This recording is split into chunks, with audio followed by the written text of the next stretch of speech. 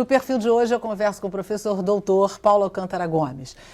Paulo, eu deixei uma pergunta para você. Como é que você está vendo a questão da educação básica, que é onde tudo começa e é onde a gente tem esperança que tudo melhore e venha a dar certo? Bom, nós temos um problema sério na educação básica, porque primeiro nós precisamos fixar alguns princípios que devem nortear a formação do jovem para que ele possa se integrar à sociedade. Então é preciso formar os jovens, em primeiro lugar, para o mundo do trabalho, em segundo, para a prática da cidadania. E eu acho que nós não estamos conseguindo no nosso país ainda nem formar para o mundo do trabalho, nem para a prática da cidadania. Por quê?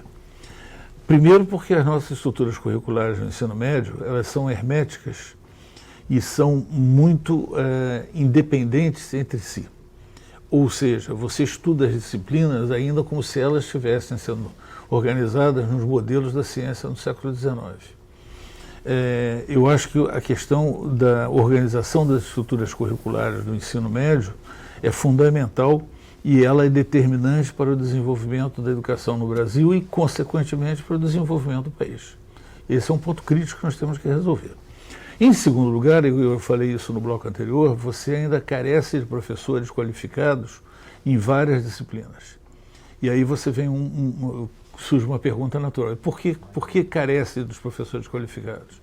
Em primeiro lugar, porque esses professores nem sempre têm bons salários.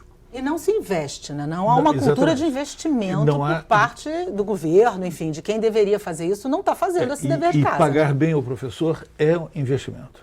É o primeiro. É um dos maiores investimentos que se pode fazer. O segundo aspecto fundamental é que não adianta só você pagar bem o professor, você tem que garantir a infraestrutura das escolas.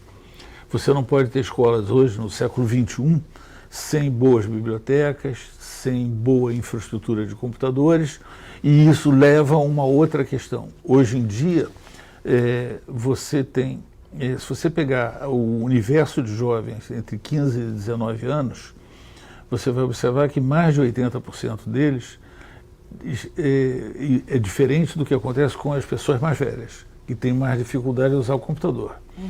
Mas os jovens entre 15 e 19 anos, em sua quase totalidade, utilizam muito bem, são íntimos da máquina, são íntimos das técnicas de programação, são íntimos das redes sociais, e isso não é utilizado adequadamente pelas escolas.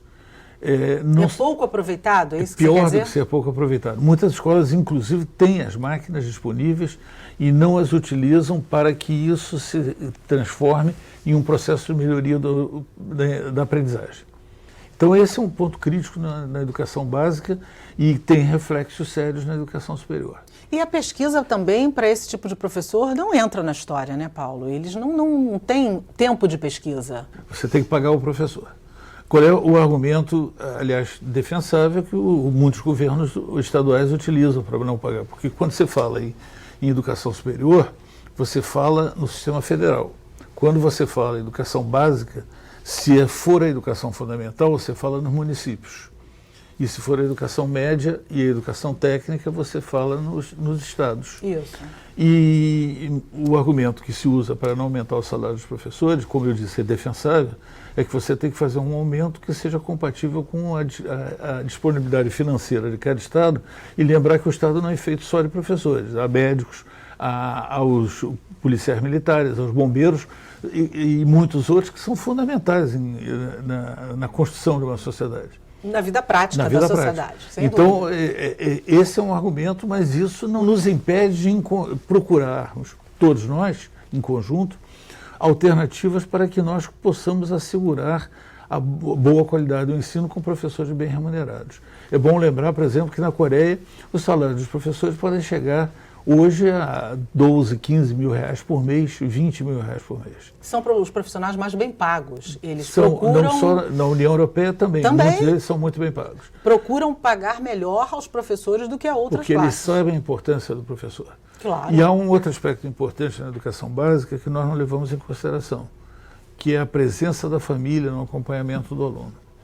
Quer dizer, na Coreia o professor é respeitado e quase venerado.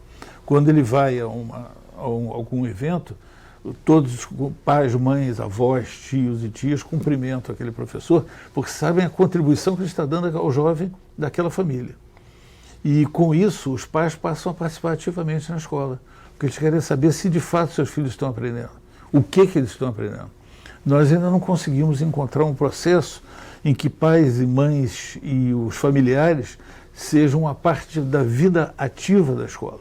Muitos pais e mães sequer sabem o endereço da escola em que os filhos estudam. Porque essa gama de pessoas que estamos falando aqui são pessoas com maior necessidade financeira e os seus pais, na maioria das vezes, não tiveram essa cultura consigo.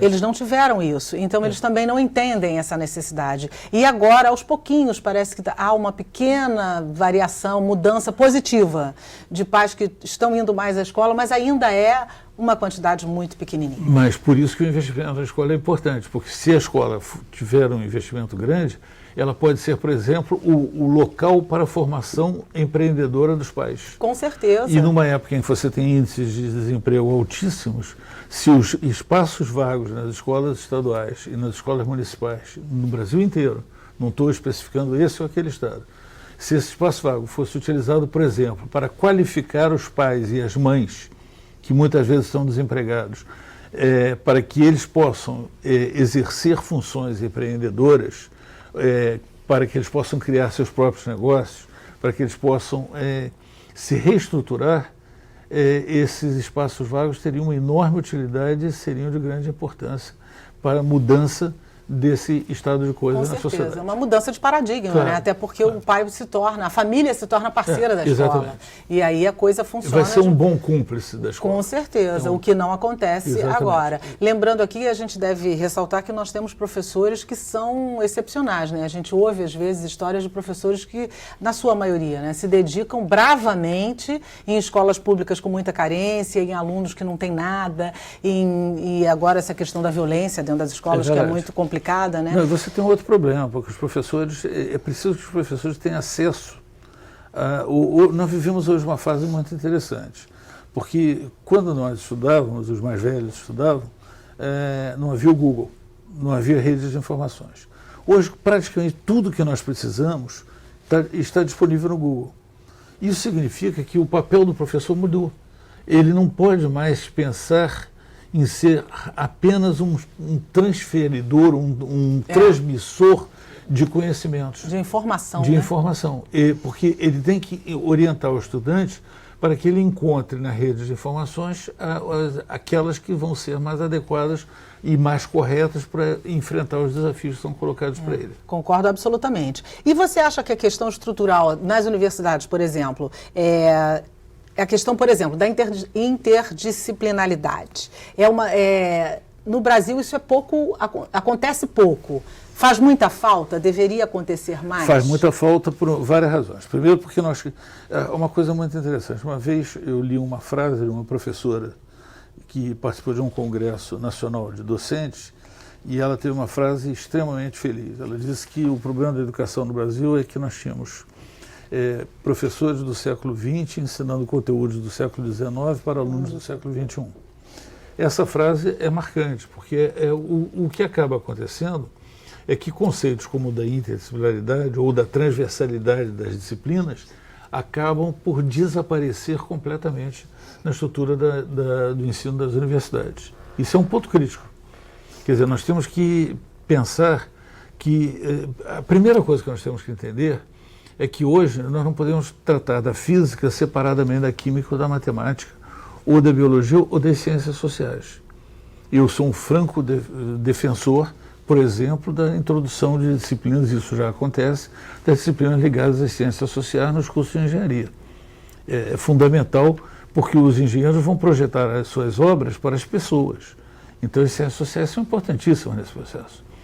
E a mesma coisa acontece com as outras disciplinas. Então, hoje o tratamento mais adequado é o da transversalidade entre as disciplinas. Nas universidades nos países de ponta, os mais desenvolvidos, hoje você costuma agrupar as matérias que são oferecidas em 4 conjuntos. O conjunto das ciências, o conjunto da tecnologia, o conjunto da engenharia e o conjunto das matemáticas. Entendendo-se que as ciências incorporam desde as ciências sociais, a antropologia, as humanidades, até as ciências exatas, a física, a química e aquelas todas, a biologia, aquelas todas que fazem parte do dia a dia. E esse conjunto, esses 4 grupos, eles são reorganizados não da forma como nós estudamos no meados do século passado, que estavam nos livros. Eles são reorganizados de maneira que as pessoas entendam como eles devem ser utilizados na pesquisa e no dia a dia. O bom exemplo é o tempo, a meteorologia. Todos os dias nós assistimos, ou num jornal de uma estação de televisão ou na outra, a garota do tempo, como é chamada nos Estados Unidos ou na Europa, apresentar aquela previsão do que vai ocorrer no dia seguinte. Só que ela faz isso e fala em isobáricas, em curvas, em frentes de variação térmica, etc. E os nossos 30 milhões de telespectadores muitas vezes não estão entendendo aquilo. Por quê? Não porque eles não têm estudado. Muitos ali, nós sabemos disso, têm ensino médio, pelo menos. Acontece que a física era ensinada separadamente das outras disciplinas e não havia o esforço de mostrar a aplicação daquilo que nós estávamos estudando. Então as pessoas não sabem como aquilo, muito simplesmente, pode ser utilizado para o entendimento de fenômenos que fazem parte da nossa vida, do nosso dia a dia. E isso acaba, de certa forma, atingindo a não escolha. Passa pela não escolha do aluno. Ele não sabe para que serve aquilo exatamente. E aí ele acaba, exatamente, ele abandona, nem entra, muitas vezes. Mas o pior é que os índices de evasão nos cursos de engenharia no Brasil são da ordem de 40%. É muita coisa. Então, de cada 100 estudantes que entram, 40 vão embora. Ou seja, nós estamos perdendo uma quantidade brutal de dinheiro, porque esses cursos ficam com menos alunos em sala de aula, ficam com menos utilização, com uma utilização não tão boa dos laboratórios, e o investimento que aqueles jovens fizeram naquela vida, e depois eles ficam não trabalhando e não estudando porque não foram adequadamente preparados. Verdade. E de forma geral, a gente ainda tem um número muito pequeno, eu não sei agora exatamente o percentual mais atual, de alunos que se formam, né? Há uma evasão enorme, de forma geral, nem digo só nos cursos de exatas. Nós somos um número muito pequeno ainda de cidadãos com nível superior, não digo nem depois, os pós-graduados, somos muito pequenos ainda. E o que você acha que pode contribuir para dar uma melhorada nesse índice, além das coisas que falamos aqui, como a educação básica, que eu acho que é de onde tudo começa? Exatamente. E eu queria te perguntar uma outra coisa. Você é ou não a favor das cotas? Sim ou não e por quê? Mas eu quero que você responda também no próximo bloco. A gente vai fazer um pequeno intervalo e voltamos com mais perfil para você. É bem rápido, não sai daí que eu estou te esperando.